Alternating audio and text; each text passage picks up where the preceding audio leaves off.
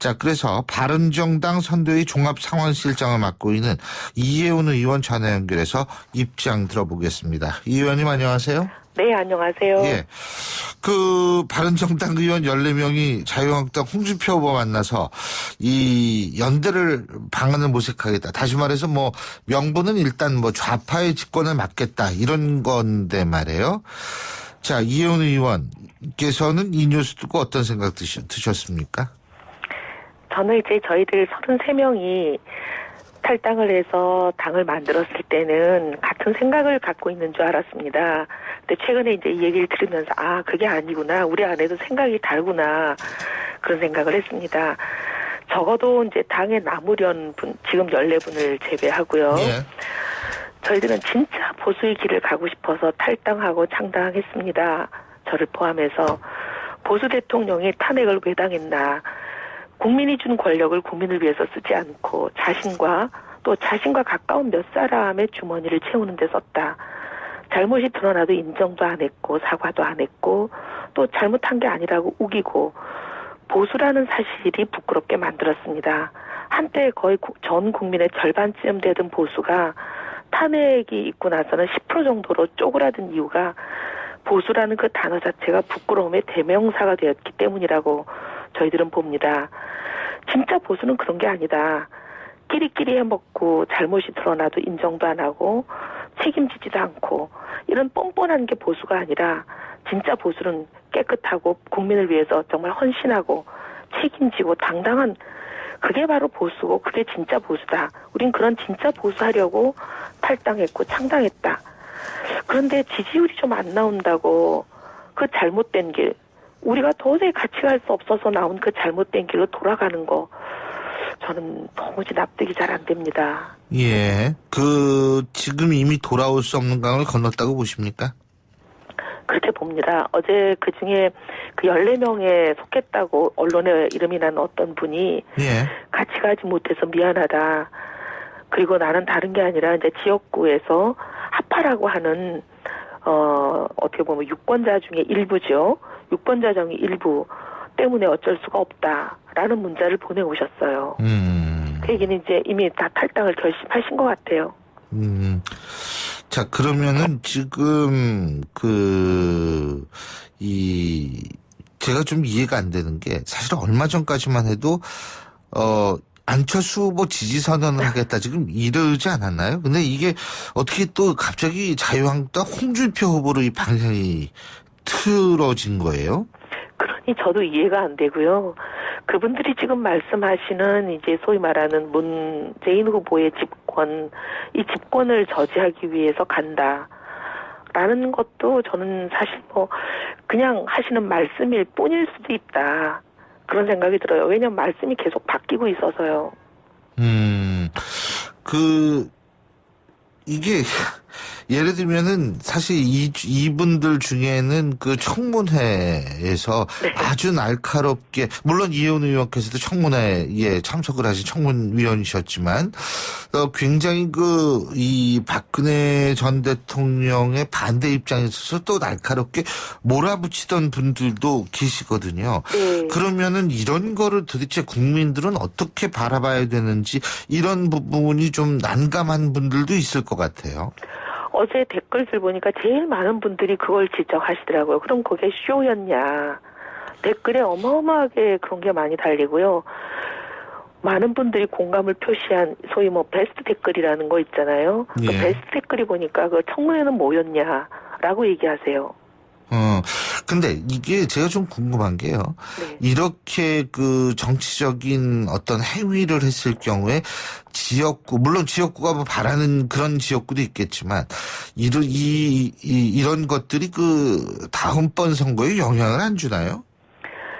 저는 일단 그렇게 생각합니다. 아마 지금 탈당하시는 어떤 분들보다도 제 지역구가 그 보수세가 강하고, 예. 그 다음에 단일화에 대한 요구가 있을 겁니다.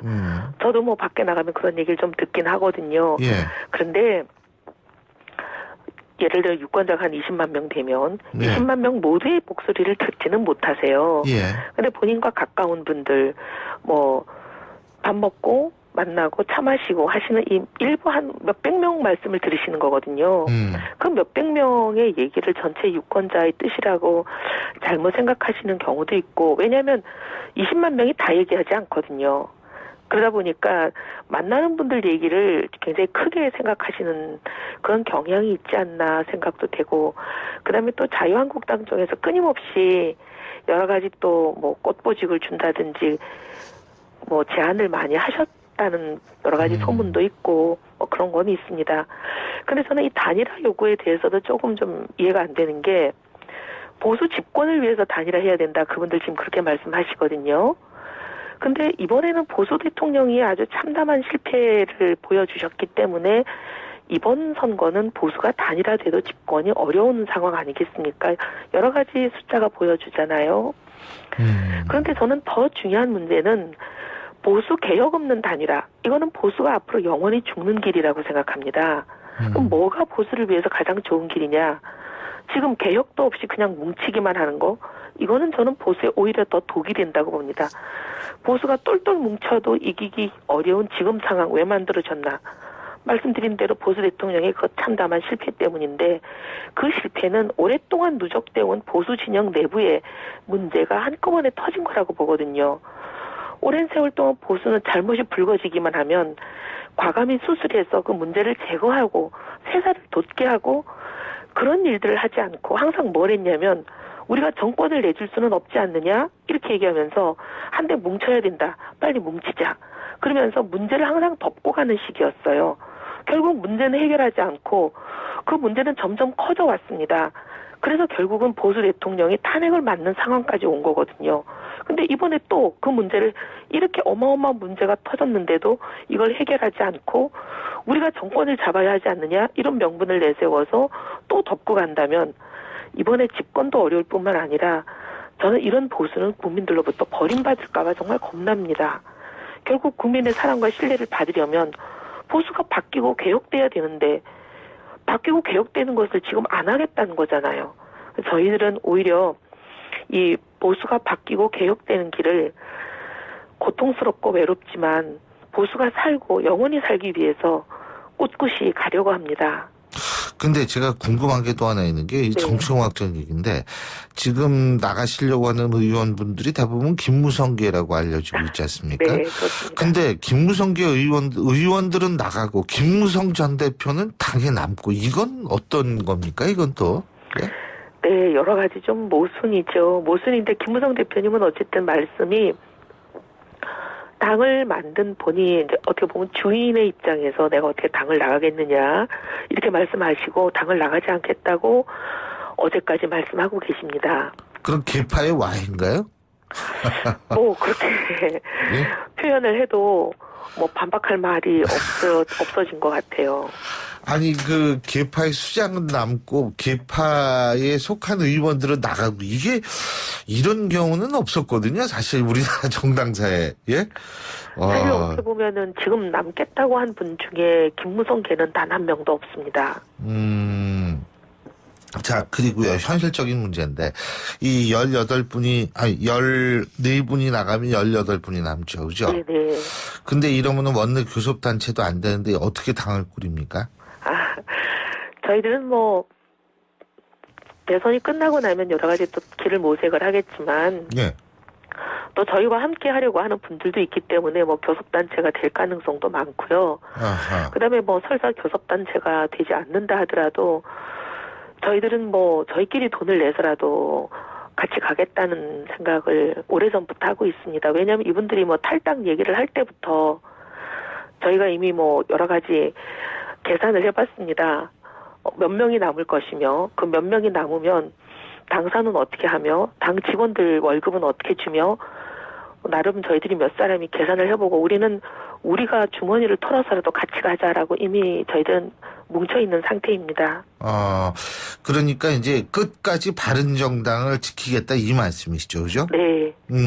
그러니까 그 상황이 어떻게 변하더라도 예를 들면 자유한국당과 다시 어떤 그 결합을 모색하는 일은 없을 것이다. 이렇게. 네. 저희는 네. 그건 확실하다, 이 말씀이시네요. 네. 예. 알겠습니다. 지금 유승민 후보의 지지율이 사실 이게 올라가지 않기 때문에 이런 일이 발생한 거는 사실인 것 같거든요. 네. 예? 근데 왜 그렇다고 보세요? 이번 선거는 사실 보수가 지지율을 얻기는 굉장히 근데 어려운. 홍준표 후보는 좀 올라가잖아요. 아, 네. 홍준표 후보 경우에는 어떻게 보면 이제 태극기라고 예. 이름을 부를 수 있는 보수 문재인 후보의 집권을 저지하는 분들이 이제 뭉치는 거죠. 근데 사실은 문재인 후보의 집권을 바라지 않는 많은 국민이 있는 건 사실입니다. 예. 그런데 그 국민들이 어쨌든 문재인 후보를 제외하고 지지율이 제일 많이 나오는 후보에게 이제 표를 몰아주는 경향이 있죠. 예. 처음에는 그 표가 뭐 반기문을 바라봤다, 한교안을 바라봤다, 여기저기 계속 옮겨다니고 있습니다. 그러다가 한때는 또 안철수 후보를 바라봤죠. 예. 그러다가 이제 토론을 하면서 안철수 후보가 이거 보수가 아닌가 보다라는 생각을 하면서 이제 또 홍준표 후보에게로 가고 있죠. 근데 이제 2등 후보에게 계속 몰리기 때문에 그게 홍준표 후보가 마음에 들고 홍준표 후보가 좋아서 간다기보다는 그냥 홍준표 후보가 우연히 그 자리에 있었기 때문에 몰리는 표에 불과하다고 봅니다. 근데 왜 유승민 후보는 우연히 그 자리에 못 있었을까요? 제 질문은 그거거든요. 그건 이제 그 태극기라고 불리는 분들이 계속 끊임없이 소위 박근혜 대통령의 실패의 원인을 전혀 유승민 후보가 질 이유가 없는데 유승민 후보에게 감정적으로 소위 배신자 프레임이라는 것을 더 씌우고 있잖아요. 예. 알겠습니다. 아니, 저도 사실 오늘 이 소식을 여쭤보면서, 좀 착잡한 생각은 듭니다. 이게 우리나라 정당이 워낙 허약하긴 허약한데, 지금 좀 너무 허약함을 보여주는 것 아닌가, 이런 생각이 들어가지고요. 참, 예, 잘 알겠습니다. 오늘 말씀 여기까지 듣죠. 고맙습니다. 네, 감사합니다. 자, 그래서 바른정당 선대위 종합상황실장을 맡고 있는 이혜훈 의원 전화 연결해서 입장 들어보겠습니다. 이 의원님 안녕하세요. 네, 안녕하세요. 예. 바른정당 의원 14명이 자유한국당 홍준표 후보 만나서 이 연대를 방안을 모색하겠다. 다시 말해서 명분은 일단 좌파의 집권을 막겠다. 이런 건데 말이에요. 자, 이혜훈 의원께서는 이 뉴스 듣고 어떤 생각 드셨습니까? 저는 이제 저희들 33명이 탈당을 해서 당을 만들었을 때는 같은 생각을 갖고 있는 줄 알았습니다. 근데 최근에 이제 이 얘기를 들으면서 그게 아니구나. 우리 안에도 생각이 다르구나. 그런 생각을 했습니다. 적어도 이제 당에 남으려는 분, 지금 14분을 제외하고요. 예. 저희들은 진짜 보수의 길을 가고 싶어서 탈당하고 창당했습니다. 저를 포함해서 보수 대통령이 탄핵을 왜 당했나. 국민이 준 권력을 국민을 위해서 쓰지 않고 자신과 가까운 몇 사람의 주머니를 채우는 데 썼다. 같이 가지 못해서 미안하다.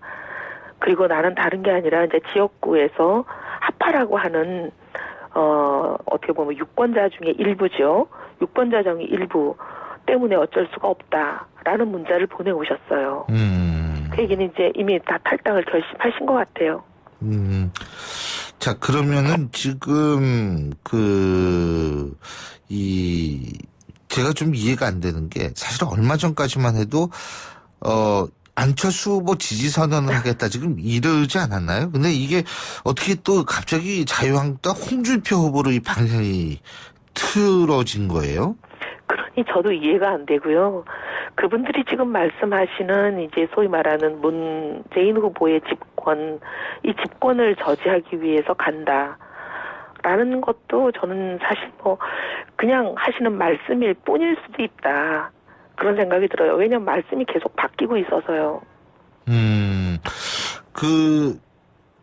이게 예를 들면은 사실 이분들 중에는 청문회에서 네. 아주 날카롭게 물론 이혜훈 의원께서도 청문회에 참석을 하신 청문위원이셨지만 굉장히 이 박근혜 전 대통령의 반대 입장에 있어서 또 날카롭게 몰아붙이던 분들도 계시거든요. 네. 그러면은 이런 거를 도대체 국민들은 어떻게 바라봐야 되는지 이런 부분이 좀 난감한 분들도 있을 것 같아요. 어제 댓글들 보니까 제일 많은 분들이 그걸 지적하시더라고요. 그럼 그게 쇼였냐. 댓글에 어마어마하게 그런 게 많이 달리고요. 많은 분들이 공감을 표시한 소위 뭐 베스트 댓글이라는 거 있잖아요. 그 예. 베스트 댓글이 보니까 그 청문회는 뭐였냐라고 얘기하세요.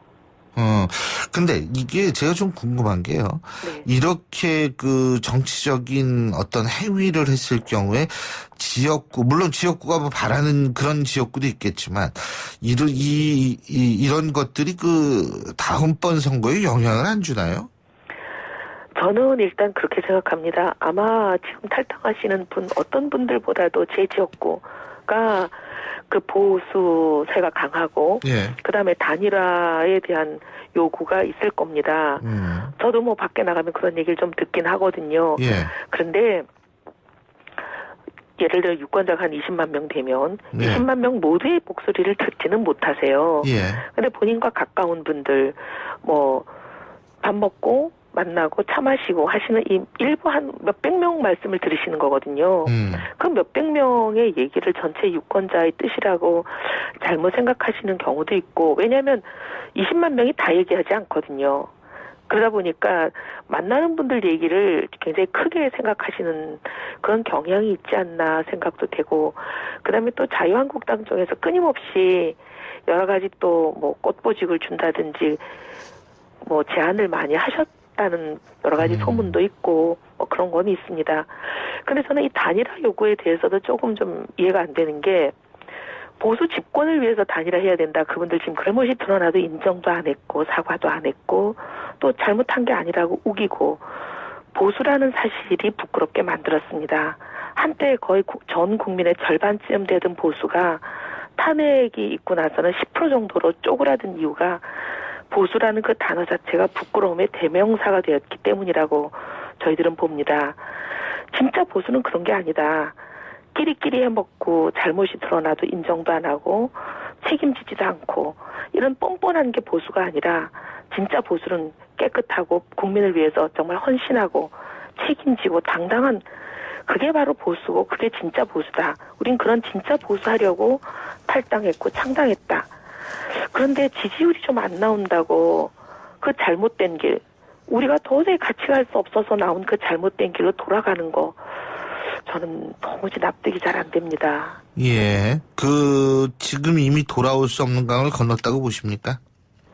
그렇게 봅니다. 어제 그 중에 그 14명에 속했다고 언론에 이름이 난 어떤 분이 예.